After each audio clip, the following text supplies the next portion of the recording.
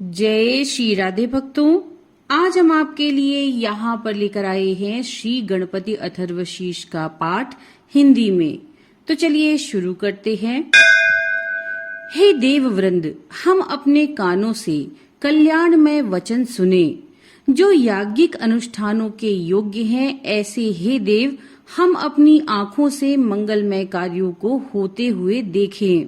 निरोग इंद्रियों एवं स्वस्थ देह के माध्यम से आपकी स्तुति करते हुए हम प्रजापति ब्रह्मा द्वारा हमारे हितार्थ 100 वर्ष अथवा उससे भी अधिक जो आयु नियत कर रखी है उसे प्राप्त करें। तात्पर्य है कि हमारे शरीर के सभी अंग और इंद्रियां स्वस्थ और क्रियाशील बनी रहें और हम 100 या उससे अधिक आयु पाएं।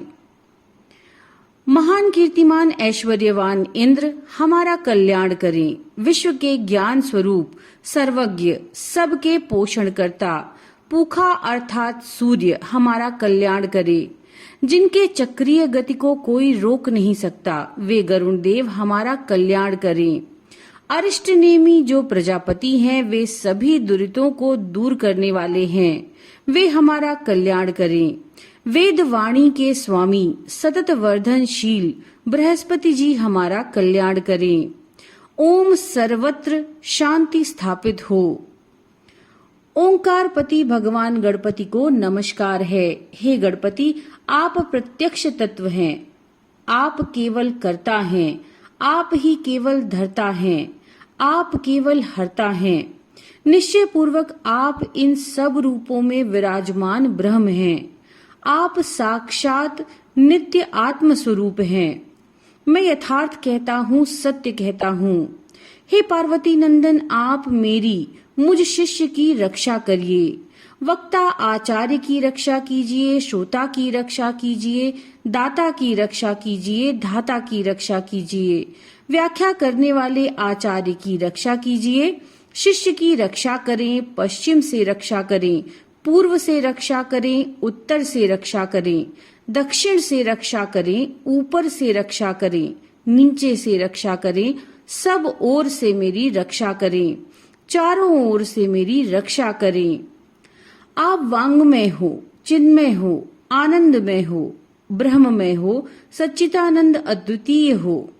आप प्रत्यक्ष ब्रह्म हो, आप दानमय विज्ञानमय हो। ये जगत आप से उत्पन्न होता है, ये सारा जगत आप में विलीन हो जाएगा। ये सारे जगत की आप में प्रतीति हो रही है। आप भूमि, जल, अग्नि, वायु और आकाश में हैं। परा, पश्चंती, वैखरी और मध्यमा वाणी के ये भाग आप ही हो। सत, रज और तम तीनों गुणों से परे हैं आप जागृत, स्वप्न और सुषुप्ति इन तीनों अवस्थाओं से परे हैं। आप स्थूल, सूक्ष्म और वर्तमान तीनों देहों से परे हैं। आप भूत, भविष्य और वर्तमान तीनों कालों से परे हैं।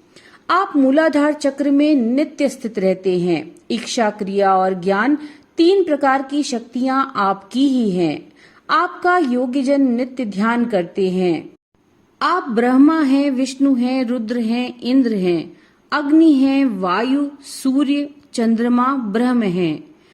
भूर्भुवः स्वः ये तीनों लोक तथा ओमकार वाच्य पर ब्रह्म भी आप ही हैं। गण के आदि अर्थात ग कर पहले उच्चारण करें, उसके बाद वर्णों के आदि अर्थात अ उच्चारण करें, उसके बाद अनुस्वार उच्चारित होता है। इस प्रकार अर्धचंद्र से सुशोभित गंग ओंकार से अवरुद्ध होने पर आपके बीज मंत्र का स्वरूप यानी ओम गम है। गकार इसका पूर्व रूप है, बिंदु उत्तर रूप है, नाद संधान है, संहिता संविद है। ऐसी यह गणेश विद्या है। इस महामंत्र के गणक ऋषि हैं। निचक जायती छंद है। श्रीमद महागणपति देवता हैं। वह महामंत्र है ओम गम गणपतये नमः। एक दंत को हम जानते हैं, वक्रतुंड को हम ध्यान करते हैं। वह गजानन हमें प्रेरणा प्रदान करे। यह गणेश गायत्री है।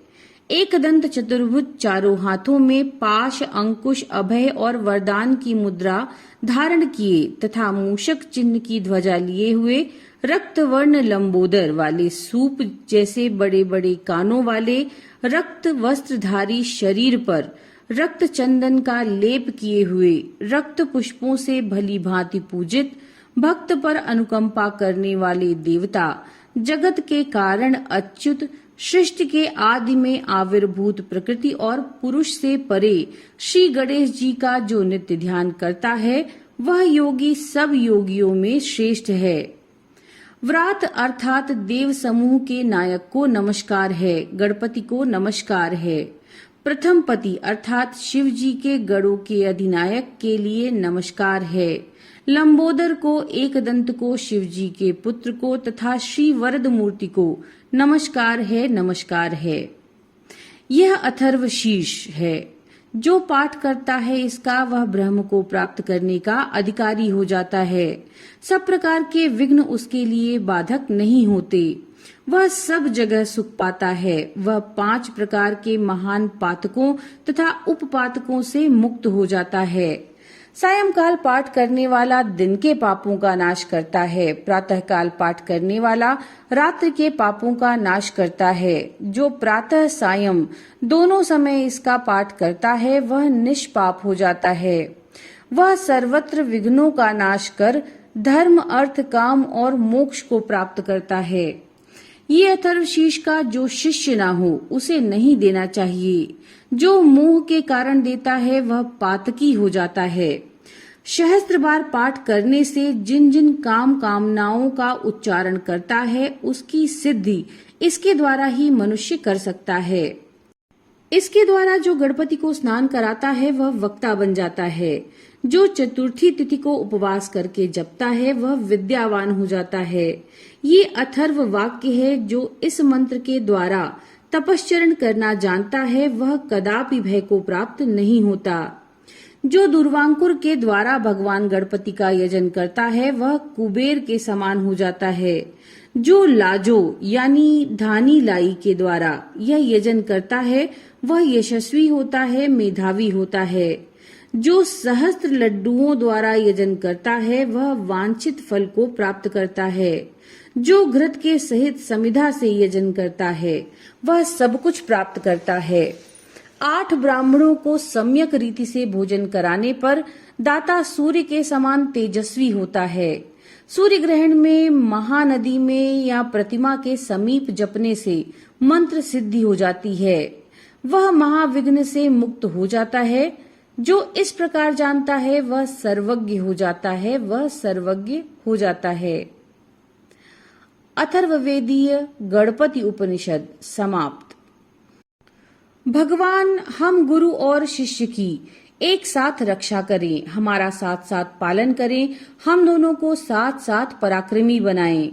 हम दोनों का जो पढ़ा हुआ शास्त्र है, वो तेजस्वी हो। हम गुरु और शिष्य एक दूसरे से द्वेष न करें। हे देववृंद, हम अपने कानों से कल्याणमय वचन सुने जो याज्ञिक अनुष्ठानों के योग्य हैं। ऐसे हे देव, हम अपनी आंखों से मंगलमय कार्यों को होते हुए देखें।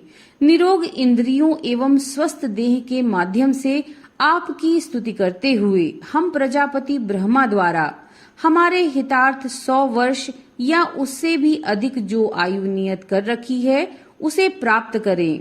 तात्पर्य है कि हमारे शरीर के सभी अंग और इंद्रियां स्वस्थ एवं क्रियाशील बनी रहें। हम 100 या उससे अधिक लंबी आयु पाएं। महान कीर्तिमान ऐश्वर्यवान इंद्र हमारा कल्याण करें। विश्व के ज्ञान स्वरूप सर्वज्ञ सबके पोषण करता पूखा अर्थात सूर्य हमारा कल्याण करें। इनके चक्रीय गति को कोई नहीं रोक सकता। वे गरुण देव हमारा कल्याण करें। अरिष्ट नेमी जो प्रजापति हैं, वे सभी दुरितों को दूर करने वाले हैं, वे हमारा कल्याण करें। वेदवाणी के स्वामी सतत वर्धनशील बृहस्पति हमारा कल्याण करें। ओम सर्वत्र शांति स्थापित हो। इति श्री गणपति अथर्वशीर्ष स्तोत्रम। नमो नारायण।